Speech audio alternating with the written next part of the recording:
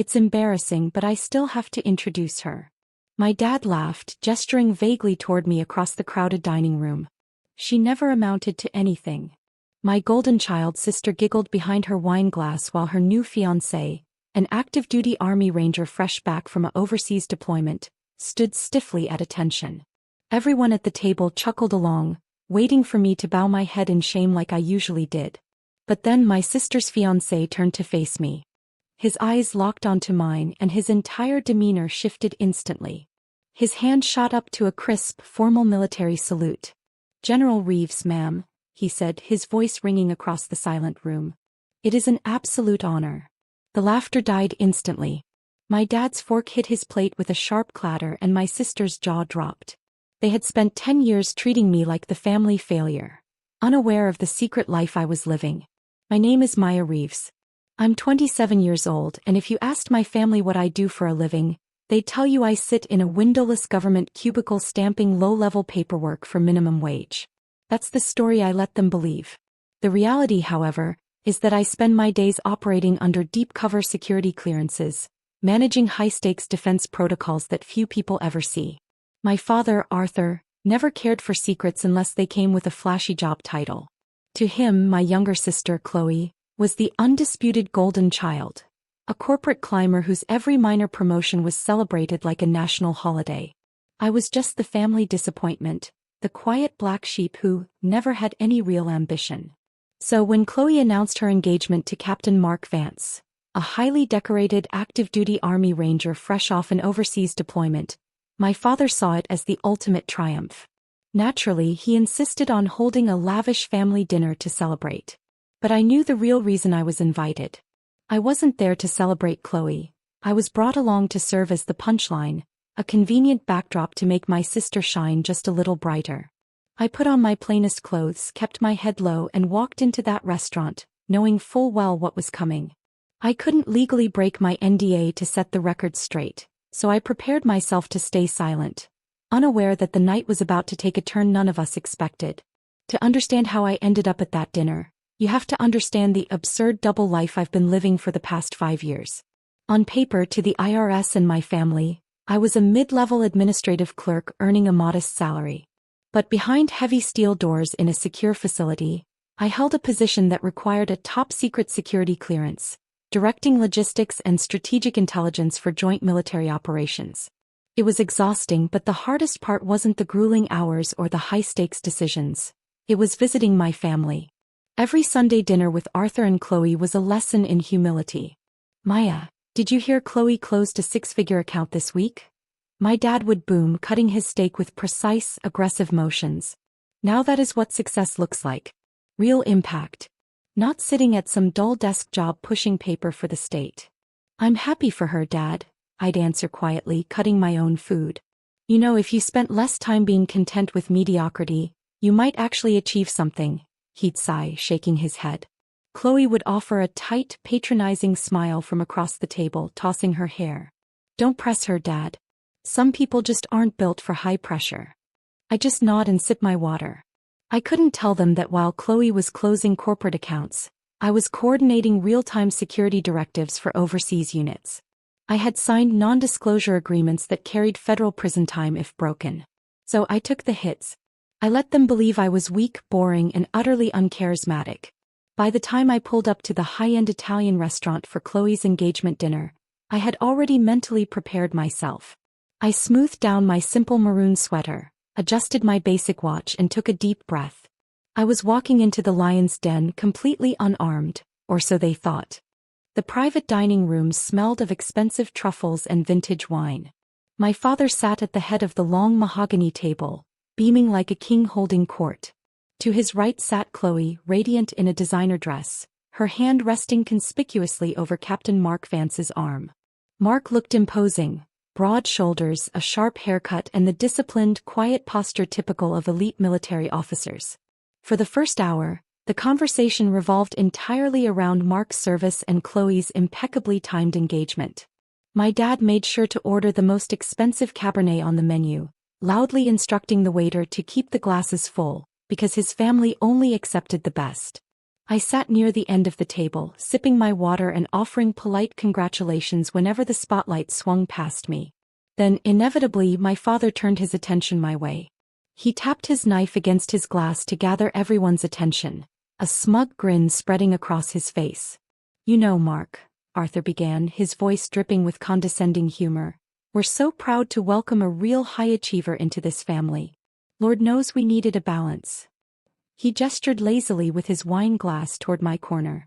"Maya here has been sticking with her little government clerk job for 5 years now. No promotions, no raises to speak of. I keep telling her that sitting around waiting for life to happen isn't a strategy, but some people just lack that fire, you know?" A few of Chloe's friends at the table let out muffled chuckles. Chloe smirked, leaning into Mark's shoulder. "Oh, Dad, stop," she purred, though her eyes glinted with satisfaction. "Maya's fine doing what she does. In fact, Maya, if you ever decide you want to actually make something of yourself, my company is hiring junior administrative assistants. I could probably get you an interview." I kept my hands folded in my lap, feeling the prickle of heat on my neck. Mark, however, didn't laugh. His sharp eyes shifted toward me, analyzing the quiet restraint on my face with a sudden, intense seriousness. My father stood up, raising his glass higher to deliver the final toast of the night. He looked at Mark, his face flushed with pride and wine. "To Chloe and Mark, a power couple built on strength and ambition," Arthur announced, his voice echoing across the quiet room. Then he pointed a dismissive finger at me, letting out a cruel, booming laugh. "And as for Maya, well, it's embarrassing, but I still have to introduce her. She never amounted to anything." Chloe giggled behind her wine glass and a few guests chuckled along. I held my breath, preparing for the familiar sting of humiliation. But Mark didn't smile. He didn't laugh. Instead, his posture went completely rigid. His eyes locked onto mine, widening in absolute shock as he truly registered my face for the first time that evening. The color drained from his cheeks. Without a word, Mark abruptly pushed his chair back, the heavy wood scraping loudly against the polished floor. The laughter in the room instantly vanished. Everyone stared at him in confusion as he stepped away from Chloe, squared his shoulders, and stood stiffly at attention in front of me. In one sharp, practiced motion, Mark's right hand shot up to his temple in a crisp, flawless military salute. "Director General Reeves, ma'am," he said, his voice cutting through the room with rigid, unyielding discipline. "It is an absolute honor to meet you in person." The silence that followed was suffocating. My father's hand froze in midair, his wine glass trembling. Chloe's smile vanished, her jaw dropping open in sheer disbelief. The man they were treating as the ultimate hero was standing before the family disappointment, with complete and utter reverence. The entire room seemed to freeze. My father stared at Mark, his mouth slightly open, his hand still suspended in the air with his half-empty wine glass. "Mark, son, what are you doing?" Arthur managed to sputter out, forcing a nervous chuckle that sounded hollow in the quiet room. "Are you taking a joke too far? It's just Maya. She's a low-level clerk. She stamps papers." Mark didn't drop his salute until I gave him a subtle, approving nod. Slowly, he lowered his hand, turning to face my father with an expression of icy, professional disdain. "With all due respect, sir, you have no idea who you're talking about," Mark said, his voice dropping into the low, commanding tone he used in the field. "Director General Reeves isn't a clerk. She is the Deputy Director of Joint Defense Logistics. She oversees high-level tactical operations, including the deployment infrastructure for my entire Ranger battalion." Chloe gasped, clutching her napkin so hard her knuckles turned white. "Mark, that's impossible. She's 27. She lives in a plain apartment and drives an old Honda. She keeps a low profile because her work is heavily classified," Mark shot back, glaring at Chloe. "I've seen her name on top-tier intelligence directives that come straight from the Pentagon. If it weren't for her department's strategy during our last deployment, half my squad wouldn't have made it back alive."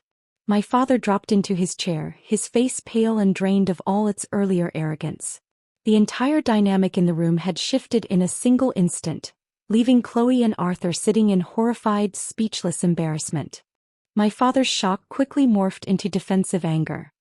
He gripped the edge of the mahogany table, leaning forward as if trying to reclaim control over a room that had completely slipped from his fingers. "Why didn't you tell us?" Arthur demanded, his voice trembling with a mix of humiliation and outrage. You let me sit here making toasts.